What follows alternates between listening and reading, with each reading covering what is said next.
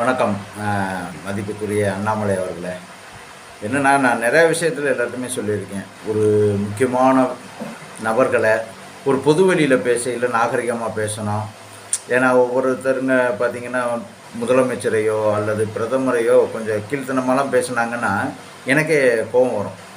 என்ன காரணம், நம்ம விஜய் அண்ணன் இருக்கார்ல, அவரை பார்த்துட்டு நீங்கள் கொஞ்சம் கூச்சமாகவே இருக்குது, எல்லா மனிதர்களுக்கும் உங்களுக்கெல்லாம் இருக்காதுன்னு நினைக்கிறேன், இடுப்பக்கல்னார் அது இதுன்னு. உங்கள் கூட சேர்த்து வச்சுருக்கீங்கள சரத்குமார், அவர் சினிமாவில் நடிக்க இல்லையா, அவர் இடுப்பக்கல் இல்லையா?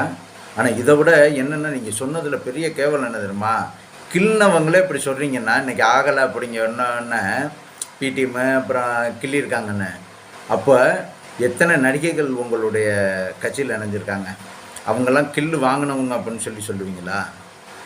சிந்திச்சு பேசுங்க. ஒரு படித்த முன்னாள் அதிகாரி அப்படின்னு ஒரு இது இருக்குல்ல, நம்மளுடைய மதிப்புன்னு ஒன்று இருக்குது. சும்மா ஏதோ மைக்கை பிடிச்சோமா 4 பேருக்கு முன்னாடி பப்ளிசிட்டி ஆகணும், டெய்லி நம்ம முகம் சோசியல் மீடியாவில் தெரியணும் அப்படிங்கிறக்காக பேசக்கூடாது. நாகரிகம்னு ஒன்று இருக்குல்ல, அந்த நாகரிகத்தை கொஞ்சம் தெளிவாக பேசுங்க. ஏன்னா இந்த வீடியோ 2 நாளாக ஆச்சு போல். எங்கள் ஊரில் கோயில் திருவிழாவா, முத்துமரம் கோயில் திருவிழா, அதில் பிஸியாக இருந்துட்டு இப்போ தான் பார்த்ததுக்கப்புறம் தான் உங்களுக்கு ஒரு வீடியோ போடணும் அப்படின்னு தோணுச்சு. தயவு செஞ்சு யோசித்து சிந்திச்சு பொது வெளியில் படித்தவராக பேசுங்க, அதான் நல்லாயிருக்கும்.